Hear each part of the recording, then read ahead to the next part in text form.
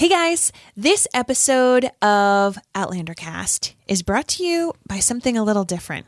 That's right.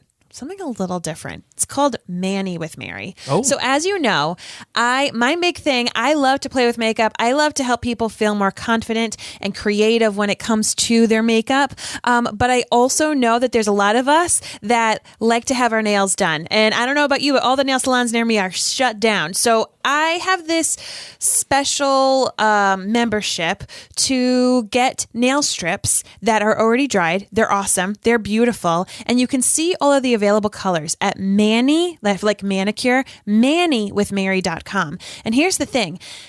For anyone listening right now, if you want to get a set of the Manny with Mary nail strips, we're going to give it to you 15% off. So here's what you need to do is you need to go to mannywithmary.com, see the color that you want, shoot us an email or send us a message, and we're gonna hook it up. I'm thrilled. You're looking at me like I know what you're talking about, and I don't. Well, it's like we all want to have our nails done, and I have this membership that I want to give people a discount for, and I'm going to mail it to you. Okay, I'm going to give you a 15% off discount, and I'm going to mail it to you with a little card saying thank you. It's not my big thing. My big thing is the makeup. I usually talk about Minute with Mary, but I want people to feel fabulous, however it is. Mm-hmm. If it means that you're listening to a podcast and you laugh, great. If it means that your nails look nice, great. If it means that you got some mascara on, fan-frickin-tastic, all right? So cheers, mannywithmary.com. Take a look at all the available shades. If you like something, let me know. I'm going to hook you up. Just shoot us an email, outlandercast@gmail.com. Maybe I wasn't meant to exist. That is not true. Perhaps not. But I have changed.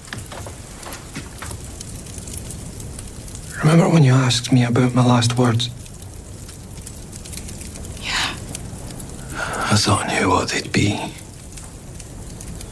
But what mattered was the last face I saw.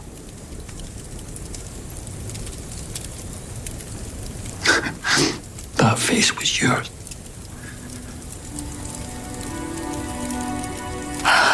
Roger.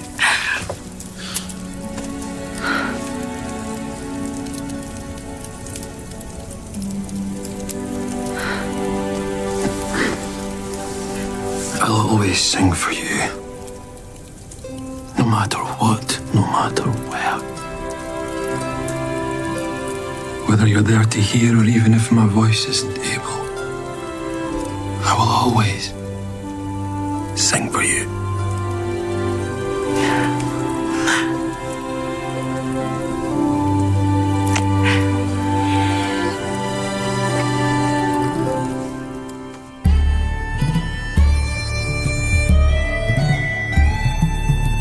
Providence, Rhode Island. Welcome to Outlander Cast. It's a podcast dedicated to the show Outlander on Stars.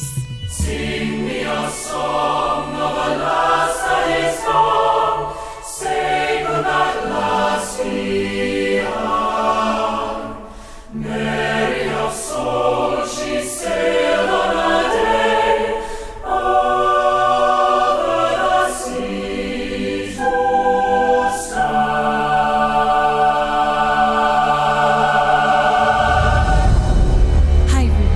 Welcome. My name is Mary Larson. My name's Blake, and I hate to admit it.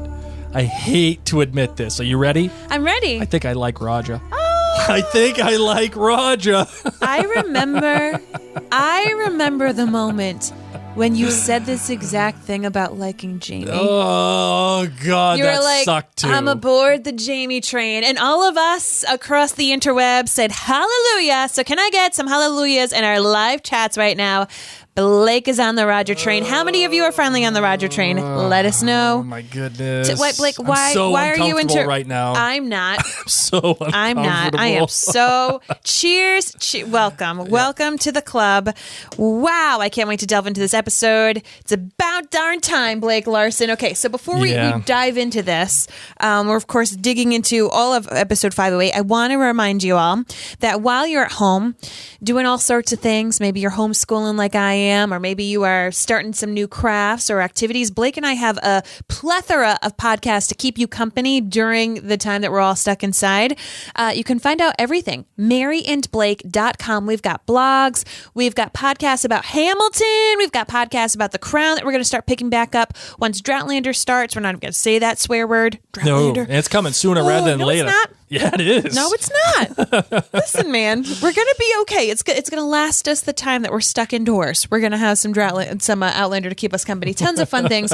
So, and as a reminder, we are not having a finale party. Please do not take a flight to Rhode Island. Yeah, don't get flights. Yeah.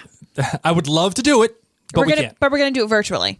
Yes, so we will do it keep your virtually. eyes on Outlander Cast. Make sure that you're signed up for our newsletter. You can do that by just going to outlandercast.com and just putting in your email. And that way you'll know about our finale party, which if you'd like to get dressed up for the finale party, please do so. Please do so. Yes, so that would be pick out your finest outfit.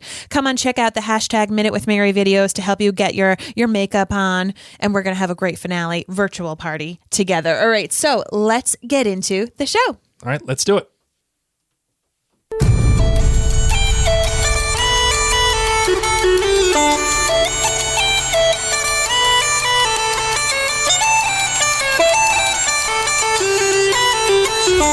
Oh my gosh, I love bagpipes so much. Oh, yes. Oh, they just make you feel good. We do. had an amazing bagpiper at our wedding. We did. And it was like the best bagpiper in all Rhode Island. Yeah. She was in fracking incredible. As a matter, here's a fun story. Okay. We were our wedding basically took place outside, and I had this bagpiper in downtown Providence where we got married at Hotel Providence, and it's downtown, and across the street is this mega church. Well, not mega, but a big church. Yeah, and there was a big beautiful church. Like totally typical New England church, like just awesome, right? And there's this wedding going on as our bagpiper is going, so all these people are looking at us like, "Hey, what are you doing?" And I told the lady, I said, "No, I paid you. You're going to play your heart out. Going. You keep going. Play louder." And it was a very different wedding. It was the wedding across the street was a very different wedding than ours. And here we are, like having our bagpipes blaring. So once Outlander came on, Blake and I, along with Bear McCreary, just geeked out about bagpipe time. So let's get into all the nitty gritty about this episode. Blake, tell us what made this episode so different. Well, sure. By who? First, the episode title is "Famous Last Words," which is a play on what Roger was talking about at the end, at the beginning of the episode. What would be your last words? If you were to die. Mine would probably be "Stop." No, it'd be "I want tacos." Yes.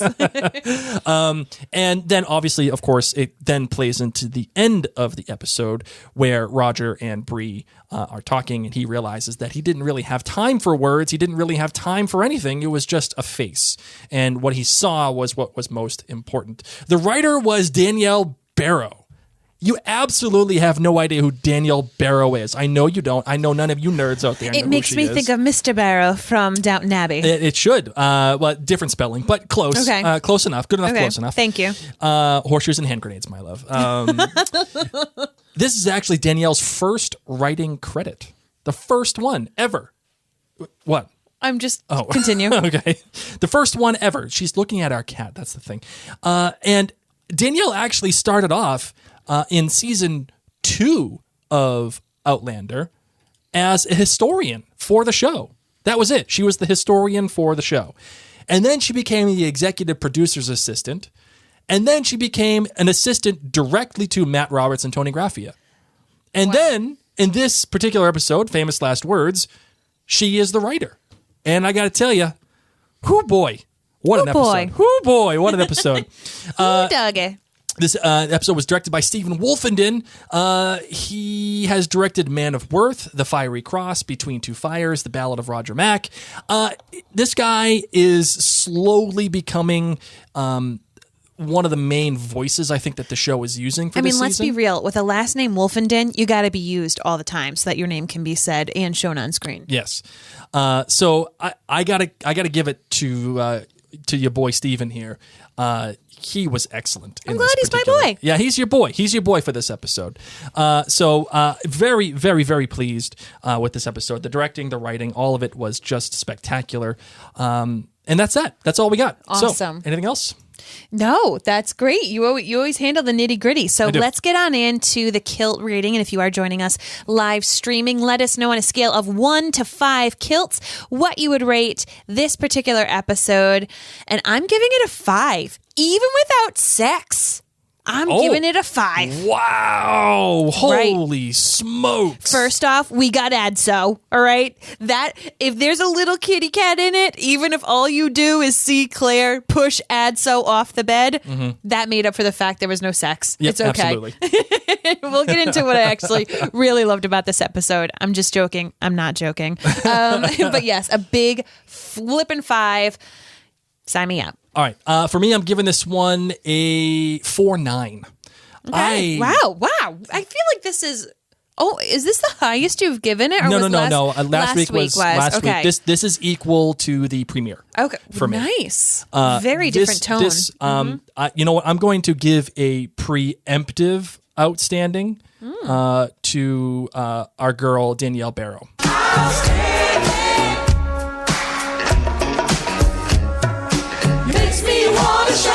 Danielle Barrow knocked this one out of the park. We just can't shout too loudly because our kids are sleeping. That's true. upstairs. But more importantly, there is a lot of things happening here, and the chief of them being the silent film treatment and what they did as a risk for this episode, which I won't get into it too much here, but I thought it was fracking brilliant. I thought it was absolutely frackin-tacular what they did with that silent film thing. At first, I was a little afraid. I was petrified, but now I'm okay. You like that one, didn't you? I do. But we'll get into that in a little bit more. Marvin, but I really like this. What do you got for your GBG? You're good, you're bad, and you're great. Okay, so my good is something that probably was a bad for a lot of people. I dug the silent movie. I dug it so hard. And I loved how whenever we came out of the silent movie, it was really hyper-focused on Roger's face, but everything else was super blurred out as he was really trying to, shake his head out of this. I loved that things kept repeating. I know that a lot of people felt like, okay, we got it. We saw these things happen. But for someone who's battling PTSD, that's the problem. They can't get it out of their head. They can't unsee these things. They can't shake the fear, and it is frustrating. And so as weird and out of place as it was for us to be watching Outlander, to see it in black and white with the old silent movie sound coming, it was jarring on purpose, and it served its purpose for me so well. Each time I was like, oh, not again. I don't want to see him have the bucket kicked under him. I don't want to see that again. Exactly. Yep. Exactly. My bad, and this is such a minuscule bad, but this is why it's a 5. And not a 5+, because if it's a 5+, it has to be a good, a bad, a great, yes. a best. Wait, good, great, best. Yes. So it's GBG, good, bad, great, 5 and below. But if it's a 5+, it's good, great, best. So my bad is, oh yes, Blake's going to play my bad, okay? Wait, I am? Oh, I thought you were pulling it up. Oh, it was just the clip. Oh, never mind. Because it was that exact shot. So when everybody's at dinner, it's not dinner time. Yes, it was dinner time. Everybody's at dinner. Marcelly and Fergus are like, oh my God, Ian, tell us everything. Dish man, tell us all about how cool it was to be with the Mohawks. And Ian was not feeling that conversation. And I love how Marcelly and Fergus tag teamed and they went on either side of Ian. So poor Ian's already feeling uncomfortable, okay? And then they bring up this idea that Ian can go help Roger survey the area. And they say, quote, it would be a huge help to Roger and the rest of us. I wanted Ian to sit up and say, I already majorly helped out Roger by saving his life by becoming a Mohawk. Thanks for telling me that I should do something because it would be a, quote, huge help to Roger. I sat there and I was like, ooh, this is so awkward. Good thing Roger doesn't say what's on his mind, because if that was me at the dinner table at a family dinner and someone said that to me, all hell would have broken loose, my friends. That would not have been great for you. I know that right off the bat. Can you you imagine? Nope. Seriously. I can't. Seriously. If someone's like, can you do it would be a big help. It would be a big help for this person who you sacrificed. Would it now? Would it? Because I've never done a darn thing for him before. It's okay. And as I said, it wasn't that it was bad directing. It wasn't that it was bad acting. That was the only thing. It was like a gut punch in my stomach for Ian. Right. And I know that it just kind of rolled off his back, but it did not roll off of mine. Had that been said to James Fraser, would have been a different story. Us Tauruses, don't forget. We don't forget. No. Okay, so in my great was seeing three men that we love in grief. Seeing three very strong men in different ages, different places in their lives battling grief. And this is one of the reasons why Blake and I loved the show The Leftovers on HBO. A lot of it dealt with people dealing with grief and how they worked through it and how they worked through their sadness. And it's something that people don't talk about because grief is hard, right? Grief is hard. It's scary. We just don't talk about it a lot. Really, we don't talk about grief that much, especially when it comes to men. Like, we don't see men on screen frequently in pain this way. And I liked that we were able to focus on it kind of in 3 parts with these 3 different characters of Jamie mourning Murtaugh, of Roger, of course, mourning his voice, and then of Ian mourning something that has troubled him. I'll be vague because Ian was vague. There we go. And I think that's actually quite a good thing that he was vague. Agreed. I like it because he's just not ready to talk about it. It makes sense. The emotional math for that particular instance. He's doing them all a huge favor right now. Yeah. As you guys know, I'm always a big fan of emotional math adding up.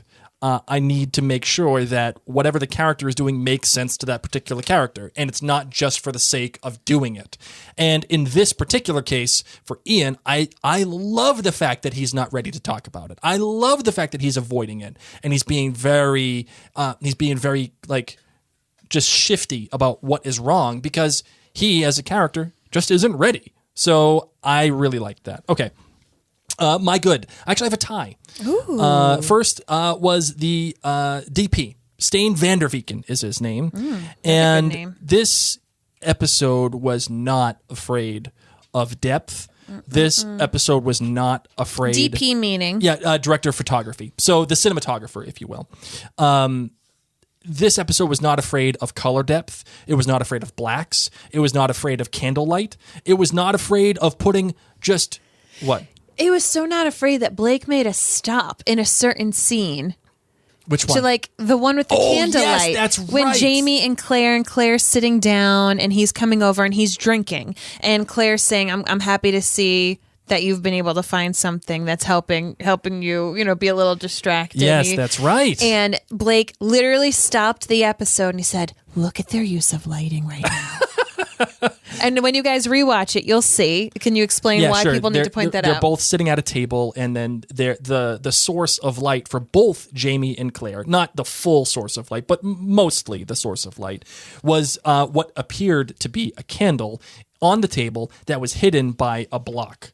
And because of that, you could see the flickering, and it was providing this really warm, beautiful, like orangey yellow light for the both of them.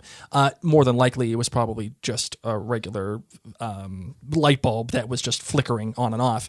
But it was an excellent use of light. In the background, totally dark. Just them, orange and yellow, beautiful, just great coloring.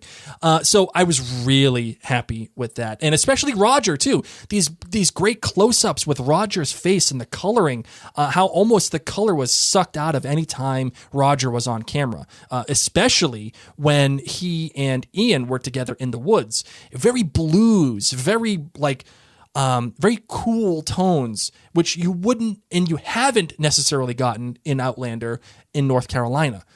And that is a testament to how coloring and how certain in-camera effects or even post, what that lighting will do to you as a viewer. It will set the tone, it will set the mood immediately. But obviously the big one here is the show don't tell aspect of this episode. Primary example being the silent movie treatment.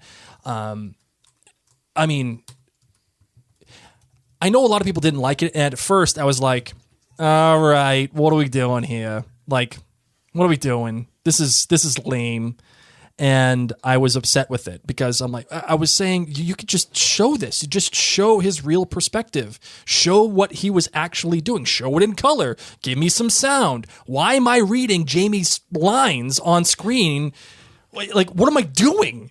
But once I got past that and I saw what they were doing for the character and why it was important to actually show the silent film thing, because obviously, number one, it starts back to what the 20th century date that Roger and Bree were having, or were going to have, and it's a memory of that.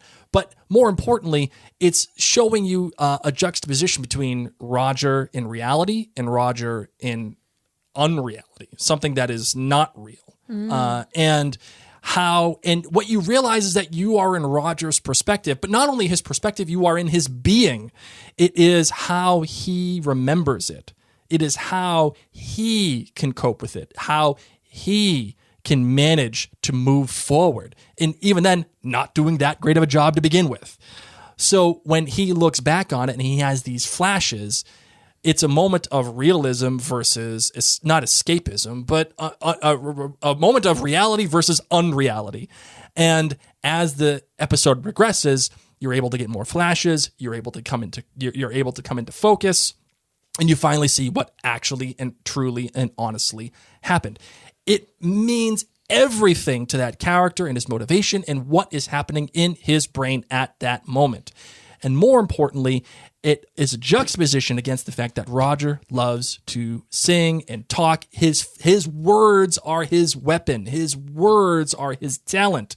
That is why we had the cold open with him in class teaching, because his words are everything to him. And when you take them away, this is what you get, a moment of unreality.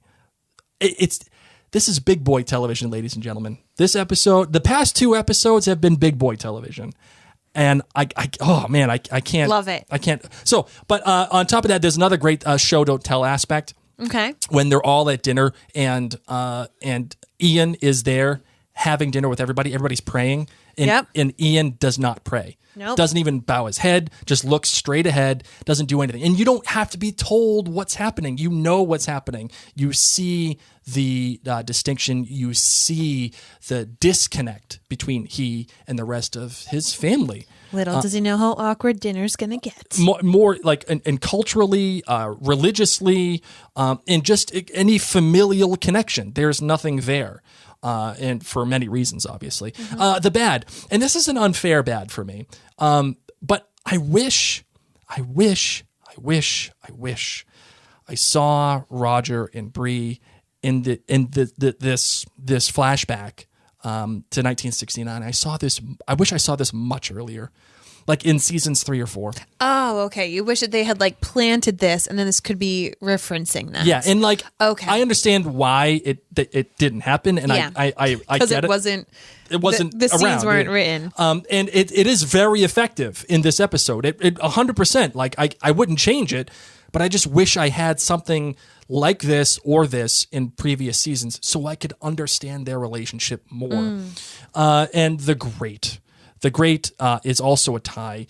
Again, Danielle Barrow, for your first credit as a writer, well done. Oh my goodness gracious. Well done. Like, big girl pants writing right there. I really like that. And also Roger crying while Bree is singing to Jemmy. Again, show, don't tell. I don't need to be told what's happening here. Nope. I don't need to be told that Roger's upset. I see it. And as a human, I've been there. I mean, not in that particular, very detailed, specific way, but I've been there where something else is happening outside of my control, and there's nothing I can do but cry. I think we've all been there as humans. And when I was there and I saw that, I said, okay, this is when I get Roger. This is when I get him. And it was heartbreaking, absolutely heartbreaking. Loved this episode. All right, what do you got? What do you want to start with? Okay, well, let's just start off with with Roger, because I mean he's kind of the main meat of the meat and potatoes of this episode. Everything kind of revolves and is interwoven through Roger. Sure. So just for clarification, you loved the silent film treatment. Loved it, and it took you a little while to love it. Yes. Okay. At first, I was upset, but then I got it. Okay. I did. I loved it. I loved feeling awkward, and this is something that I find great joy in when we're watching television is if I'm feeling uncomfortable and that was the whole point of it, then it means that they succeeded. If I'm feeling like, okay, this is drilled into me, get over it, let's move on, then exactly, we're feeling what Bree is feeling. We're feeling her frustration with having to be 3 months in and we're still having Roger replay the sequence in his mind. And it also related very well to being in a very deep, dark depression. I mean, I know, sadly, so many of our listeners have probably gone through a very dark time in their lives, whether they had a physical trauma, or maybe it was an emotional trauma, or maybe it was a great loss in your life. Sometimes it's really, really hard to dig yourself out of that pit. And you see Roger try. Oh, like when he's at home alone playing the guitar, and he's like really, really trying, and it's just, he can't snap out of it. The little silent movie pops back in his head then, you know what I mean? He's desperately trying. And Blake and I were talking about, so Blake, for those of you who don't know, was in a very horrific car accident when you were 18 years old, correct? Yes, I was a millimeter away from dying, and I had to learn how to walk again, essentially. And it was very traumatic. It was something that okay, so quick story. I got in a car accident. I had to go to the hospital. I was in Boston for weeks. I had multiple surgeries, had to learn how to walk again, had to learn how to do the whole thing, lost a ton of weight, got really, really stupid skinny. And then after a while, I had to get back to life. It was right before my freshman year of college. And I had to go be a freshman in college. And I had a lot of things wrong with me. One of which I had to have a colostomy bag. Imagine having that as a freshman in college. Which I don't have anymore, by the way. No. It got taken away during the Christmas break of my freshman year. Congratulations. Thank you so much. But there was a lot of mental torture along with it. I remember my mother taking me to go shopping with her. And she told me, my mother was something. She told me, oh, let's just go for a drive. We're going to go for a drive. And I was like, all right. And how recent out of the accident were you at this point? I just got home from the hospital. Oh. And this was like a week later. Okay. And she's like, let's go for a drive. And I said, oh, okay. And I was still very hobbled. I was a mess. My leg was, I injured my leg. And my leg was like double the size that it was supposed to be. And I was like, okay, all right, I'll get in the car. I get in her car. We start driving. And she's like, yeah, we're going to go get some shoes. And I was like, no, I'm not going to get shoes. What do you, I was a mess. And she's like, no, we're going. You need to start your life. Like, you can't feel bad for yourself anymore. That's it. We're going. She gave you the hardcore Brie talk. Oh, absolutely. Like, you gotta fight. I cried. And here I am 18 crying to my mother that I don't want to go into a store. But she made me do it. And I remember even driving later on, and I would have... Because you were driving in this accident. Yeah, I was driving in the accident. And I remember driving later on as everything was fine, later on in the year. And I remember I would have like an overlay on top of what I was seeing. Like, so you're normally driving and everything's fine. You're seeing the road. And then all of a sudden your silent motion picture. My silent motion picture. It's 100% true. Yeah. I would have a silent motion picture, an overlay on top of what I was already doing. And I had to pull over a number of times to be like, okay, no, I'm not real. There. Like I'm Roger here. touching the canvas, touching the burlap, and it like automatically triggered him into reliving having the burlap sack put over his head. Yep. So you're saying that the way that they portrayed PTSD, which we now know is PTSD, but Sure. Claire talks about it as shell shock, any kind of traumatic stress that you're still dealing with for long after. You found a lot of similarities, not necessarily a silent It wasn't a silent motion picture with words. With Jamie talking to me, reading his lines. You're all right, lad. I know. No, it wasn't that. And again, am I going to say that the the effect was a little cutesy. Yeah, it was cutesy. And it was a tad gimmicky. But I dug it. I dug it because it wasn't just for the sake of doing it. It was as how it related to what the characters were doing at the beginning of this episode in the cold open. It made sense for that particular character. For me, it wouldn't. But for him, in this moment, it does, which is great. And, Jamie brings up, he asks Claire in that scene that we're talking about with the great lighting, and he asks Claire in the future, is there something that you can do to help grief? Is there something that you can do to stop this? And we say it all the time. People on the Ridge, everybody in this show, they all need a therapist. They all need a little somebody that they can just go talk to. And it really it makes me feel so blessed that we do live in a day and age where mental health is something that people do talk about, that we take seriously, that hopefully those of you who are dealing with anything, you can still have access to your therapist over Skype or, phone calls or anything like that. But Roger dealing with this, seeing the different ways he struggled. I know that we have our dear friend Kendra who's joining us live, and she was saying that who's a singer, she lost her voice in 2015, and that scene where Roger was listening to Bree singing Clementine really hit Kendra because she lost her voice for a good 8 months and she couldn't sing her son to sleep anymore. And singing is one of her gifts as well. So I don't want to say the word enjoyed. It's not that I enjoyed seeing Roger suffer and pull himself out of the trenches, but it was impressive. Good, yes. I got it was you. impressive to watch Roger in this pit, in some senses looking like he was giving up and doing it all silently. Rick Rankin brought it in this episode.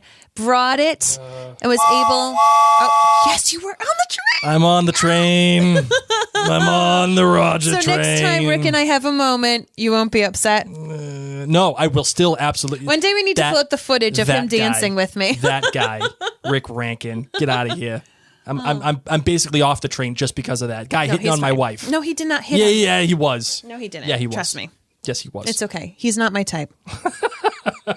I don't think I'm your type. I don't even, I'm not Jake Gyllenhaal. That's the problem. Fine. Okay, so Roger.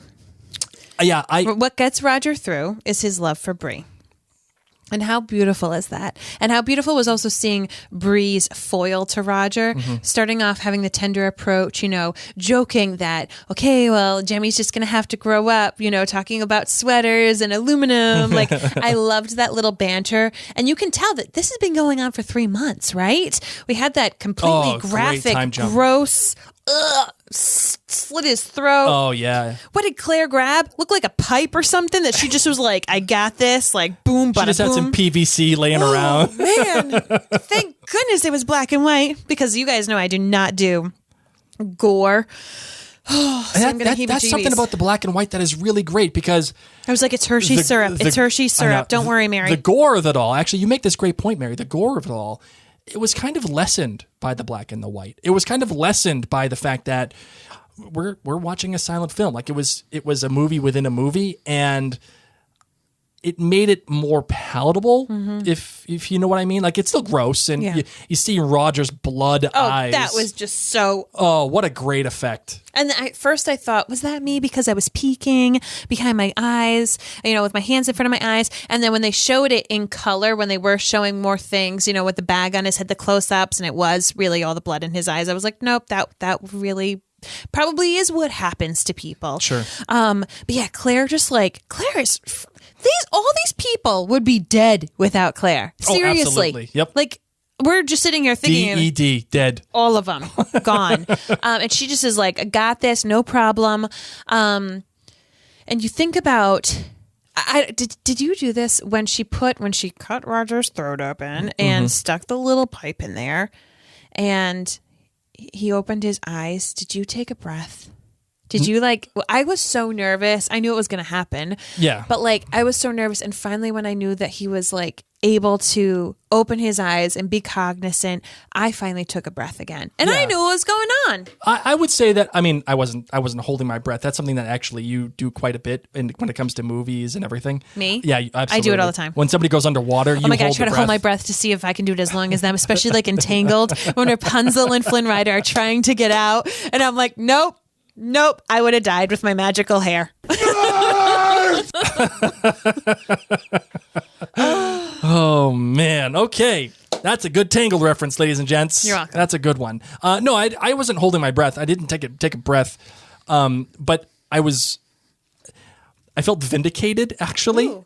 I felt vindicated because right off the bat, I'm glad that they did this. I'm glad that right off the bat, they went with it. They went with Roger talking about his last words, and then they showed him alive. Well, I mean, they showed the process of him being alive, and they showed the process of him coming back to But life. let's be real. Okay, so we left off with Roger most likely being dead. And it really was Roger hanging. Yes, it was. And then we had a 2-week break. And Stars is like, I don't know. Is he dead? We named the episode Ballad of Roger Mack. And yet nothing. And then the flippin' photo image. This is my supplementary bad. I forgot to mention this. Stars, like literal image, and like what 2-sentence little intro about what the episode was like. So the image is Roger and Bree standing there, and then the wording was like, "Oh, follow along as Roger deals." Yeah. Well, if Roger and Bree have to, or the Fraser family has to deal with trauma when Roger comes back to life, or something like that. I forget what it was, and I'm like,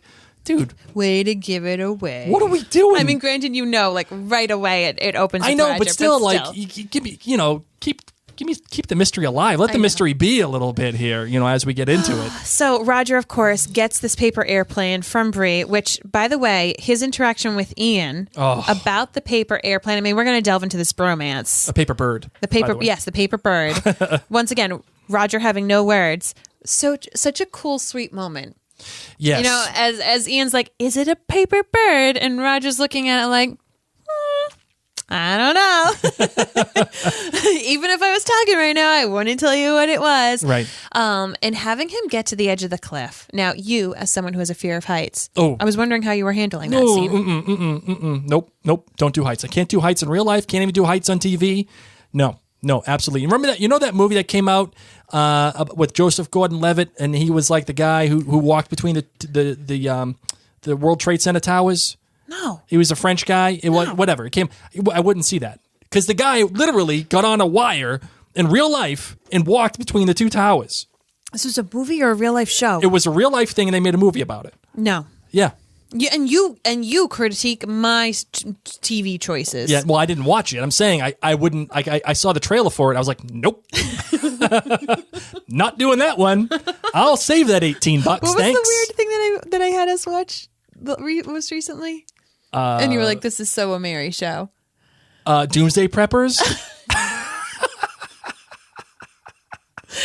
Yeah, that's what I watched during a pandemic. Yeah, we watched Doomsday Preppers in Outbreak. Anxiety keeps me up at night. I watch Doomsday Preppers. Oh my god. Oh my god. Don't take any advice from me. I am not a medical professional. Please do not follow suit. So here we are.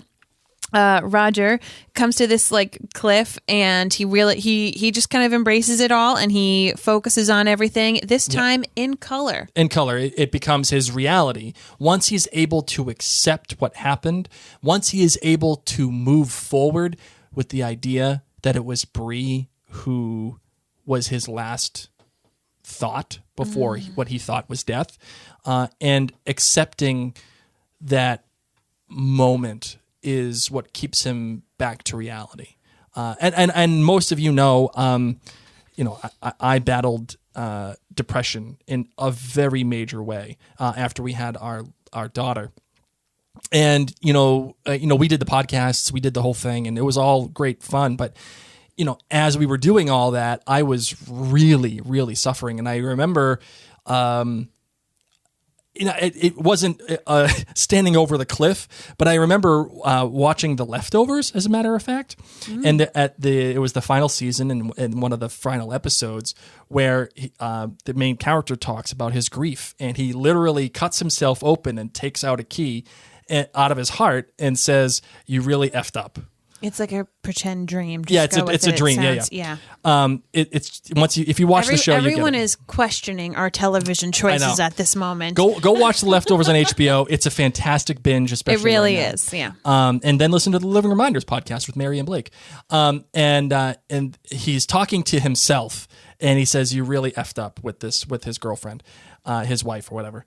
And I remember having that moment, and that was my moment when everything came back to color for me. That was when everything came, when I realized, oh my God, I've really messed this up. I've really lost touch with my own reality and my relationship with my bride.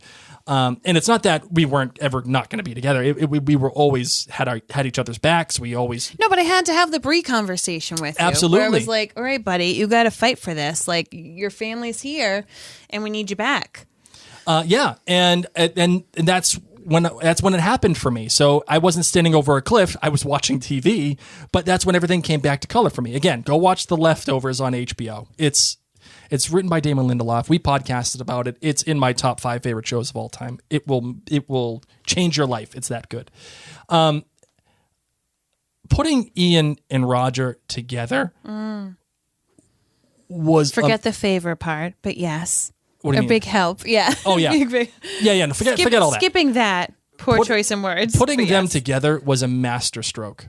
It was a masterstroke in storytelling. It was a masterstroke in writing. And what that did for the storytelling in terms of the direction and how things were being told as they went on this journey together. Here's a Lost reference. When they went on their walkabout.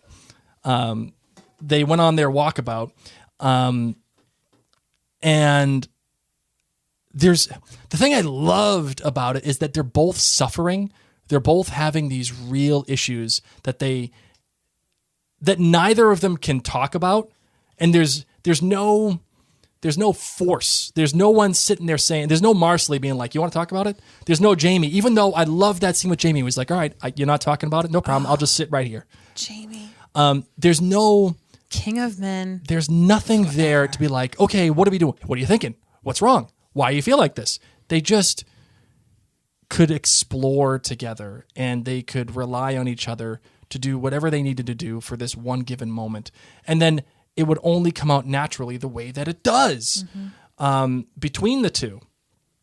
And then not only that, but taking their interactions and tying the hatchet, burying the hatchet, tying that to the cold open and how they talked about burying the hatchet. And then he actually buries his hatchet. Right, Yes. right. And by the way, I went ahead and I looked it up. Okay, Because good. I had to. Of course. Burying the hatchet, as told by Professor Wikipedia, that is an American English idiom meaning to make peace.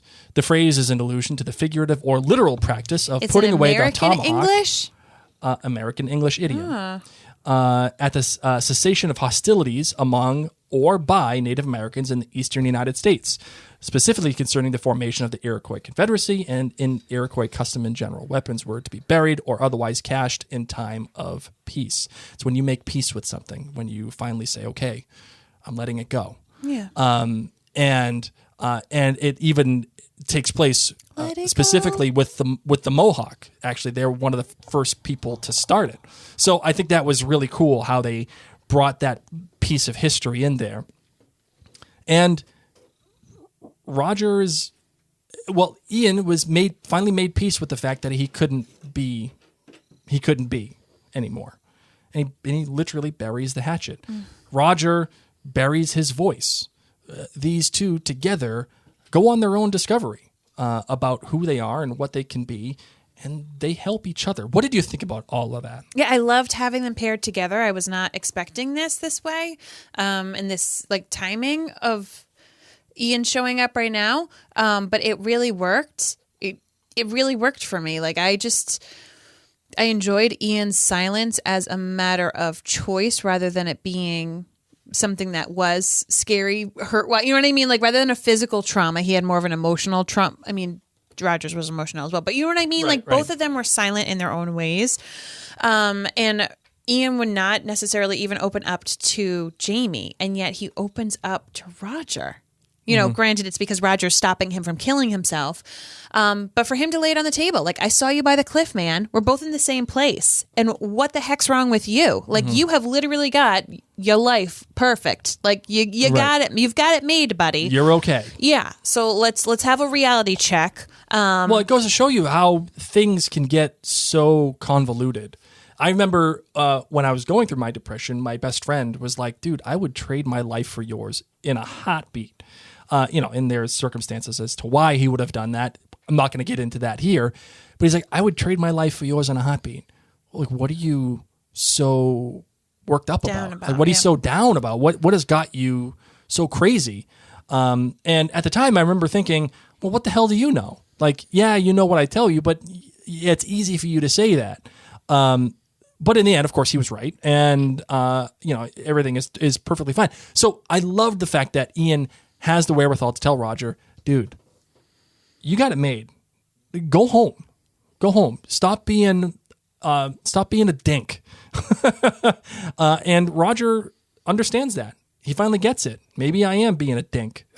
And that's when he realizes the most important thing wasn't the last words that he had to say, but it is, in fact, the last visual that he had to see, which was Bree, and bringing it full circle. So let's talk about the other man who's really suffering from grief in this episode, Jamie. Of course, we get to open with Roger's hanging, but in the beginning, we do get to have the morning of Murtaugh. We get to have this beautiful bit with Jocasta singing. Absolutely beautiful. And there she is wearing the necklace that he gave her. Oh my gosh. I'm like, done. I would sign me up. I'm done. Bawling. Yep. Talking to Jamie. Jamie's sitting down like. And she's saying, he wasn't my husband. He says, yeah, well, he also wasn't my dad. But, we can still love him and mourn him the way that we do. And Jamie just sitting down. And goodness gracious, when Sam Heughan cries, a single tear cry. Oh yeah. Like kittens weep.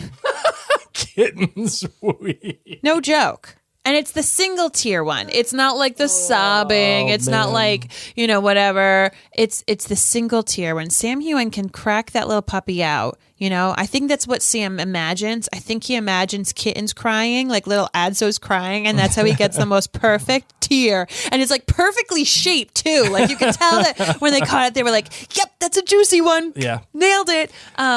I love the callback, by the way. The callback to Jamie and Ian in the conversation that they had.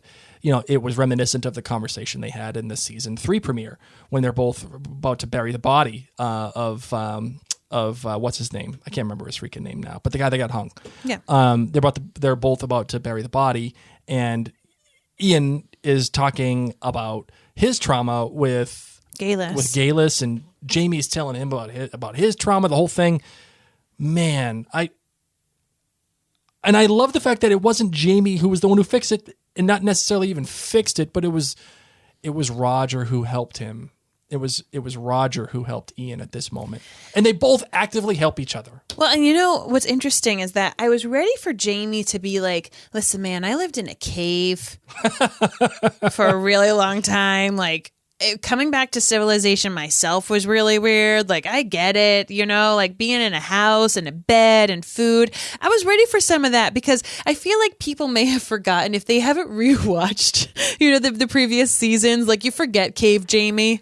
Like, Cave Jamie would get this conversation. And I felt like in that one moment, Jamie didn't, like, he was like, oh, was the bed not great? And I was like, Cave Jamie would remind you that if you're not used to a bed, it's probably really weird. Like, do you remember when he came out and he hadn't talked? Right. And he was trying to interact with Jenny. Like, it was so hard for him.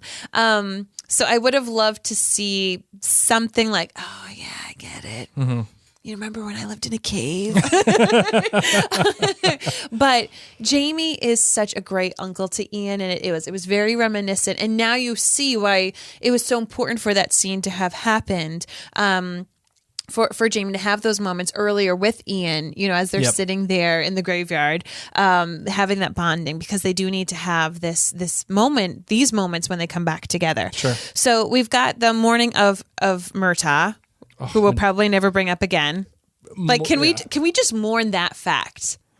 because Myrta's dead and Yeah. Myrta in the storyline wasn't even supposed to live this long. Is this pretty much the end of mentioning Myrta? No. You'll still get it in passing, I think, here and there. Like we just got a mention of Dougal last episode, right?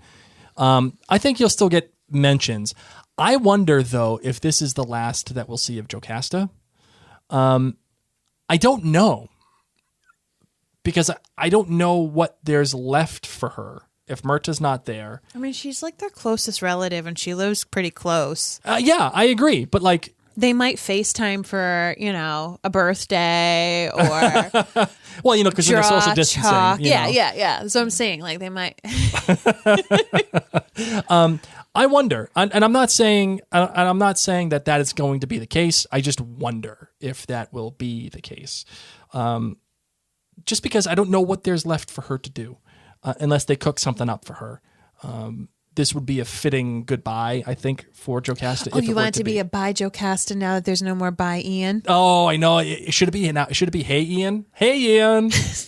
No, Ian does not get that kind of. What's he get now? Sup, Ian. Sup, Ian. Yeah, I like that. What's Sup, like, Ian. what's up? Yeah. Sup. Sup.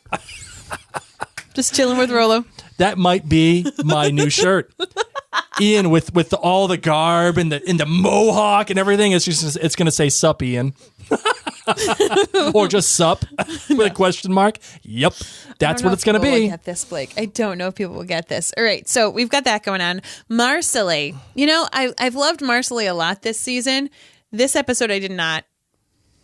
How did you not? I loved everything about her. She's talking about life with Ian. She's like, tell me everything. She should have taken the dang hangman out of the deck of cards. Okay? Like, first time, okay, Marcelly, like, first off, all right, your mom was telling everybody that Claire was a witch. How do you know how to do all this tarot card business, all right, little Missy? And you even asked Claire if she's a witch. Watch yourself, because you're the one who keeps getting the lover card and keeps giving Roger the hangman card, okay? If somebody's going to be a witch, it's you, Marcelly. But she hands it, she's doing all the cards, and it's the hangman. You know what? It's already awkward, okay? You already had a really awkward dinner with Ian. Let's just take the hangman card, put it to the side, and reshuffle without that one in the deck, Marcelly. You know what? We're just gonna... We already know. That's basically the Joker card. We know that. We know he's been hung. Sensitive. Right? The fates, the witchy Wiccan wizards, I don't even know. They don't need to tell us the hangman card is important right now. Let's put that aside and reshuffle. Just give it a flick. However, her moment with Ian, where she's sitting down, and we touch upon some awkward moments, right? Mm-hmm. But I just loved how she could just talk to a rock, man. Oh yeah, Marcelly can, she just scoots her kid aside, talks about how she's going to be having this third one, notices that Ian's quiet, and she talks about the good old days at Lollybrock, eating potatoes. Potatoes. All right.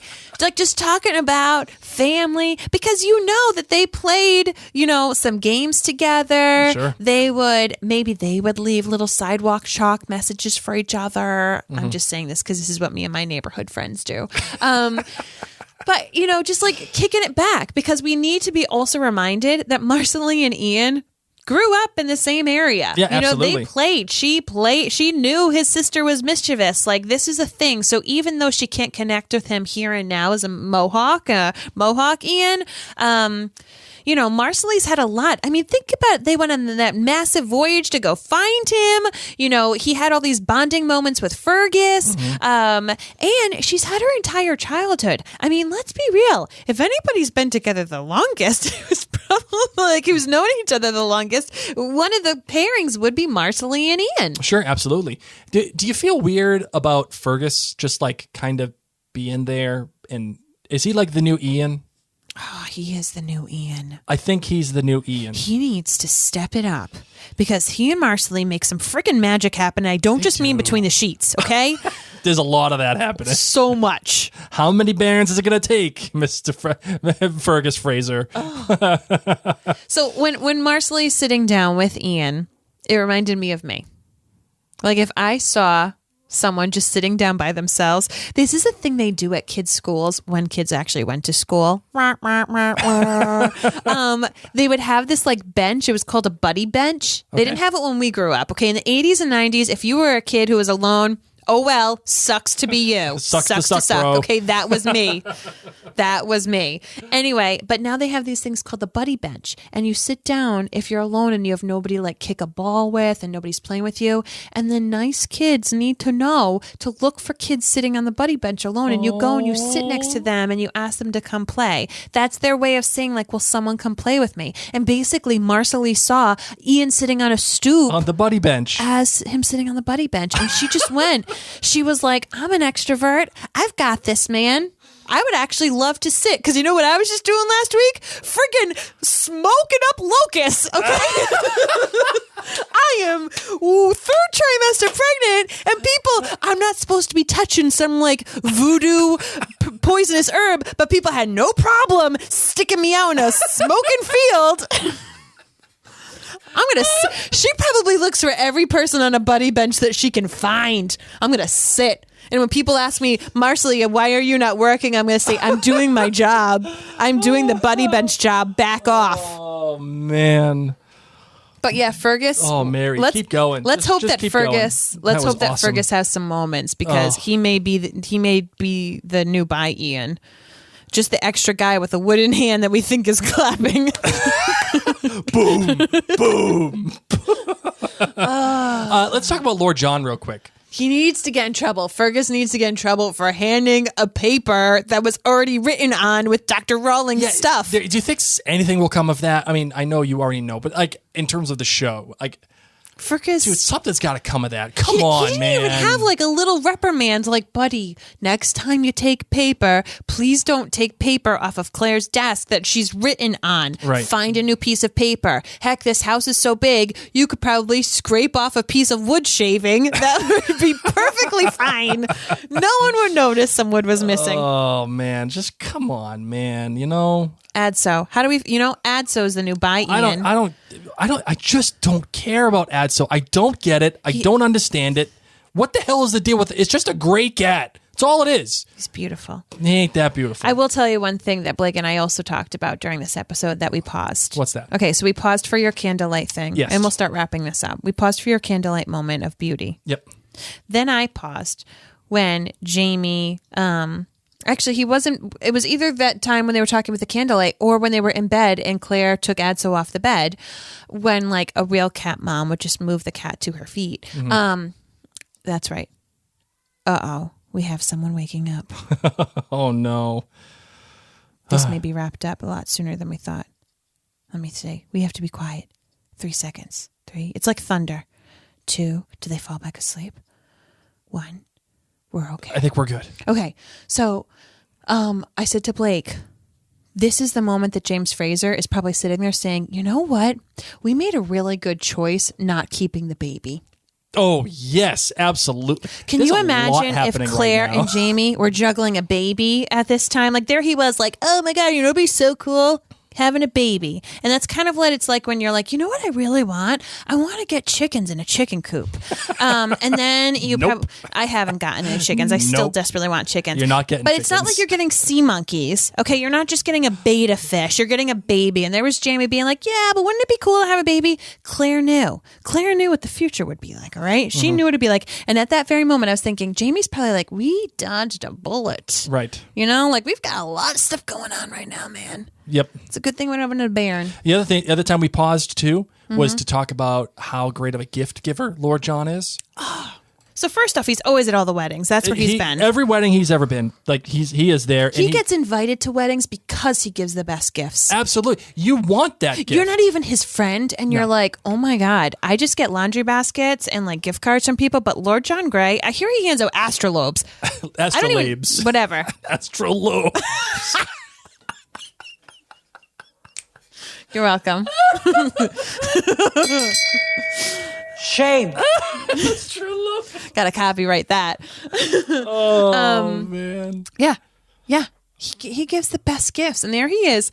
He did have this one weird moment though. So like Bree's looking at it, and she's like, "Oh, I can tell the time and the direction. How cool!" And he leans in a little close. Yeah, and I was like, whoa. "Are you trying to smell her?" Like, what are you doing? When you rewatch it, you'll see. I'm like, "Are you a vampire going in for a bite?" Because I know that you're not interested in her. Like, I know you guys have this amazing Bree and Lord John Grey have like great chemistry. Oh my God, such a great relationship. Yep. And I love that he just shows up for dinners. He probably had a weekend off from his wedding Yeah, plans. you know what his it wedding was. calendar I was bet you the free. wedding got canceled because of bad weather.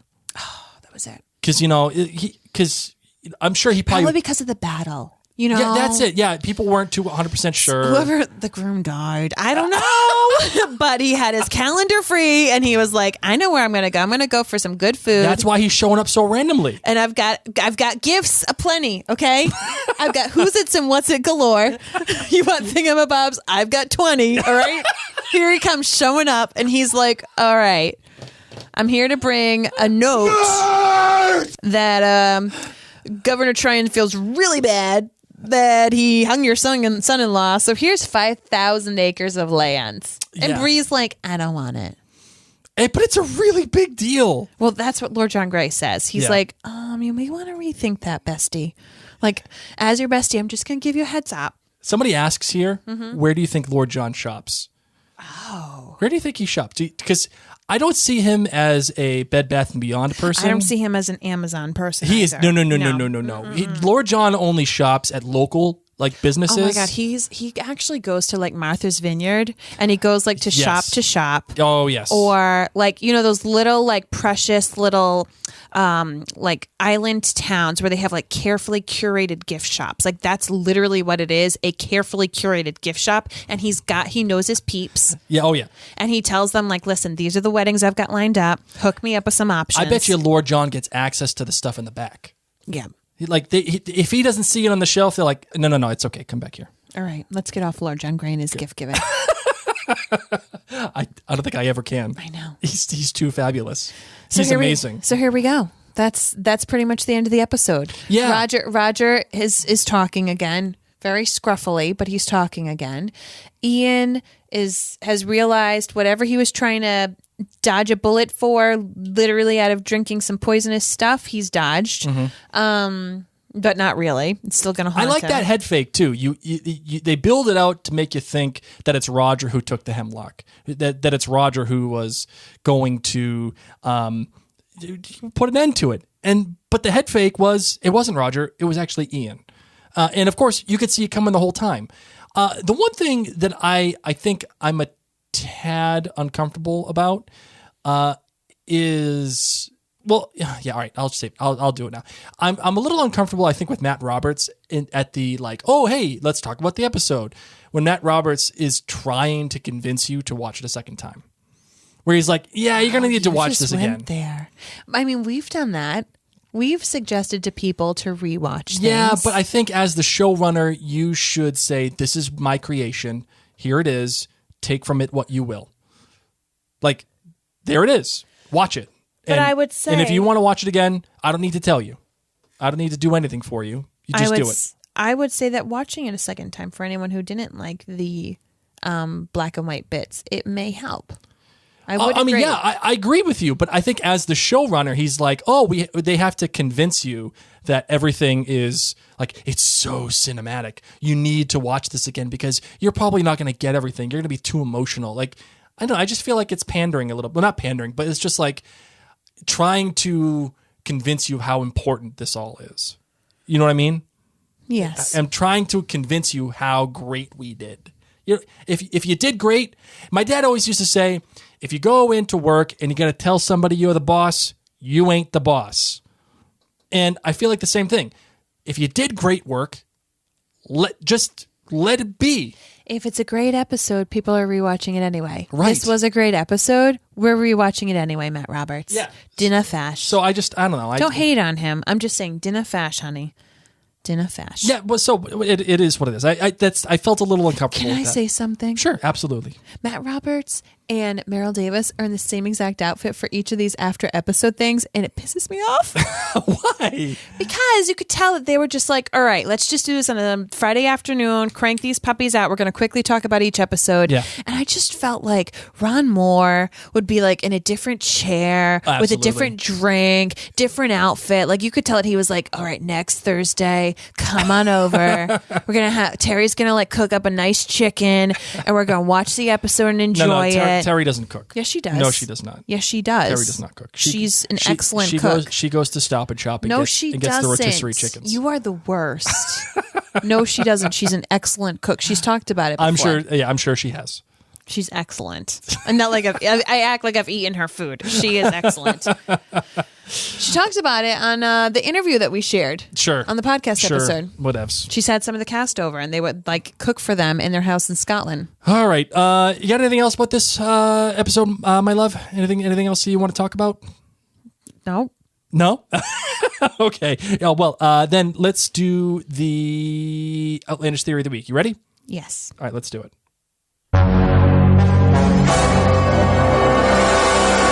Okay, so now that we've had Roger go through this whole scenario, the fact that he is alive, by the way, I knew that he was alive. There's no way they're going to kill him. It just wasn't going to happen. He's too big of a character for them to kill him. Captain Obvious. Well, no, you weren't saying that last 2 weeks ago when I was saying it, and you're like, I don't know. Captain Obvious. So, I'm triple stamping a double stamp here. Okay, you ready? Roger is going back to the future. He absolutely is, because he's got to get away. Marty McFly? Yeah, absolutely, Marty McFly. Okay. He has to go back to the future because he's got to take his family away from all of this. It's going to be too hard for him.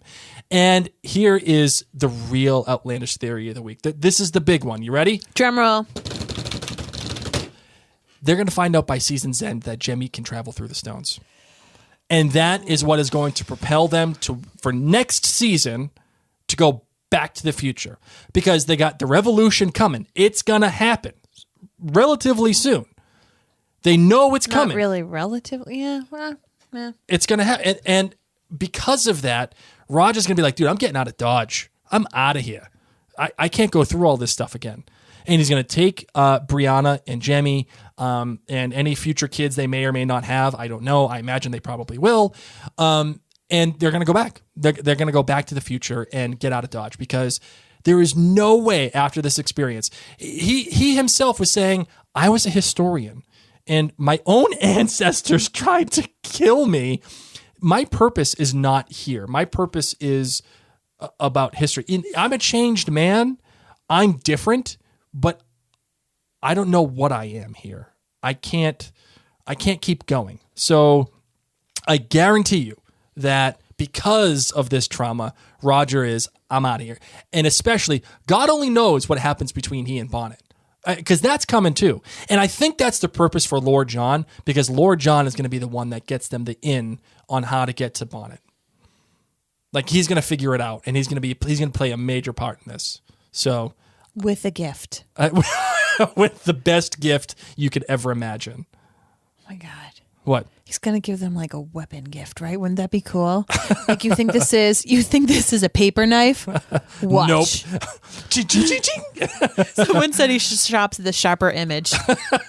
No, he doesn't do that catalog stuff. No. No, you go in the store and sit in the chairs. And so that is my outlandish theory. Marvin, what do you give me? I think more Williams and Sonoma. Oh, yes. Right? Like, if he were to do a chain store, it would be Williams and Sonoma. Yeah, because Williams and Sonoma is a chain, but it's not. You just got really loud. It's not too chainy. It's like you were so excited about Williams and Sonoma. I was. I don't even think you've ever actually been inside that store. I have been in there when I got my home beer making kit. You're welcome. That went well. That's true. Marvin, you going to give me an intro? What are we doing? Interesting, Blake. Mock me. Please hang up and try again. All right, final thoughts. My love, what do you got? Final thoughts. That's my final thought. Interesting. What? Interesting, that's it? That's it, man. All right, for my final thought. I'm pumped about the rest of this season. Okay, we are now the beginning of the final act. Final countdown. No. We saved that for the penultimate episode. Okay, well, I'm just saying. That is an Outlander Cast Mary and Blake tradition. You always play the final countdown on the penultimate episode. That's how it goes. Yeah, I'm singing it. It's you a can't difference do of it. playing. Can't do it. Why am I stuck with you? I need more friends in my house. This is the beginning of I need another adult to talk to. the final act, and it is Someone appreciates singing. fantastic way to begin the and final Disney act. references. Oh my God. No, I don't need you to play the music. I was singing. Just let me sing. This is a fantastic way to begin the final act, and how the story is going to be propelled. And I loved the silent film. I really loved it. You know what else I loved? What? Bear Flair. Bear McCree killed it in this episode. Oh, playing Clementine in the background while Roger and Bree are talking to each other. He killed it. He killed it. Oh yeah. And you know what I love too? Clementine was on a clarinet, and I'm really trying to see like when they play clarinet, if they're only playing it for Bree, like when it's Bree related or Roger related, like people in the future.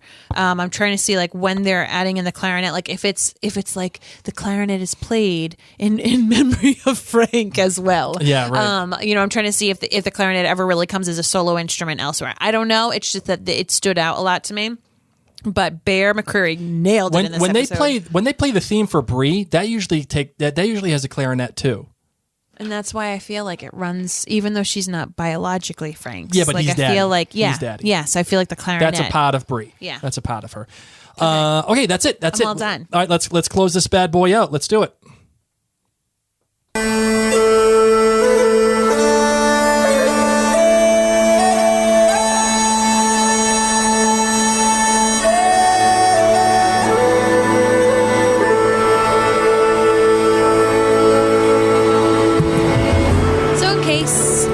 Looking for shows to watch, Blake and I recommend several during your time at home. Yeah, absolutely. But we've actually podcasted about several shows. And specifically, we've talked about The Leftovers in this episode. Correct. And I'll be real with you. It's not like super duper uplifting. Like, it's not something funny that you watch before you go to sleep. It's not like watching The Good Place or Parks and Rec. Like, you're not necessarily going to laugh, but it is going to challenge you, and it's going to be a really thought-provoking one to watch. And our companion podcast that goes along with it, which you can find at maryandblake.com, a lot of people have found useful when they watch The Leftovers. We've actually had amazing interviews with most of the cast of The Leftovers, the creator, the author of the book, tons writers, of directors, actors. So if you are looking for something, I would highly recommend watching that.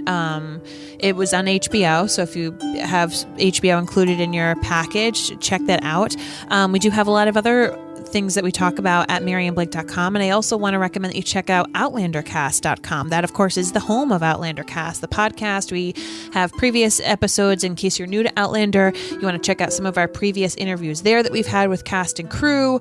We also have a fantastic team of bloggers who keep content fresh and fun all season long and throughout Droughtlander. So if you're not already on the Outlander Cast listserv, know that you can sign up at outlandercast.com, and that way you can be sent an email pretty much like once a week that gives you the latest podcast episodes and the latest blog episodes, blog pieces, so that way you can kind of stay in the know. Yes, absolutely. And make sure you check out all the other podcasts that we do too, including our Hamilton podcast that we mentioned earlier. You can even check out our Gilmore Girls podcast, our Game of Thrones podcast. We did a podcast limited series for the final season of Game of Thrones. Had a lot of fun doing that. And also, too, go to OutlanderCastClan.com, where you can get all the great benefits that are available to you from Mary and I, whether it is extra podcast episodes, Blake's book club, early access to episodes, our show notes, free swag, the Crown podcast that we have. There's a ton of great perks that you can get there, including being with all the nerds that are there. All the nerds that have that facilitate that community are Said in just a loving way. Yeah, We're all nerds. We're all yeah. Outlander religions. But honestly, OutlanderCastClan.com is a place that you can go to support us. I mean, when you think about PBS, your local, PBS station or whatever, or your local newspaper, it's like supporting creators that way. So Yes. if you've never become a patron of a creator, that's what it is. Going to OutlanderCastClan.com, as little as $2 a month. If you're not going out and buying your coffees on your way to work anymore, know that as little as $2 a month makes the biggest difference for us. It allows us to keep the content going, even times as difficult as this. It keeps our website going. So we want to thank everyone at OutlanderCast.com, all of the patrons. Honestly, from the bottom of our hearts, especially in trying times like this, it is more important than ever for us to be able to come together as a community and continue to pump out the content. So I want to take a moment to thank our most generous supporters at OutlanderCast.com, starting off with the associate producers, Angie, Candy, Carolyn, Celine, Christine and Dawn, Diane, Jeffrey, Jennifer, Karen, Marilyn, Maureen, Patricia, Siobhan, Stephanie, and Valerie. Our co-producers, Amanda, Anley, Barbara, Dana, Janet, Keelan, Laurie Ellen, Marianne, Meredith, Raynal, Sharon, Tina, and Whitney. As last but not least, our executive producers, Ann, Bobby, Dee, Jen, Katie, Kirsty, Martha, Nadra, Peg, and Sarah. Thank you guys so much. Yes, thank you guys so much. And for those of you, the hundreds of you watching us right now live, and for those of you who are listening to us on the podcast later on, go to OutlanderCastClan.com. We will actually be doing, right after this episode, our After Dark episode. The After Dark show is one of the highlights of OutlanderCastClan.com. So head over to OutlanderCastClan.com, become a Klansman level patron, and you'll be able to access that right then and there. Yep, so we're going to be doing that in about 10 minutes. So once again, if you are a member of OutlanderCastClan.com, we'll be heading to After Dark in 10 minutes. And if not, you can join it so you can see it in next time. For now, my name is Mary. My name is Blake. And you've been listening to Outlander Cast.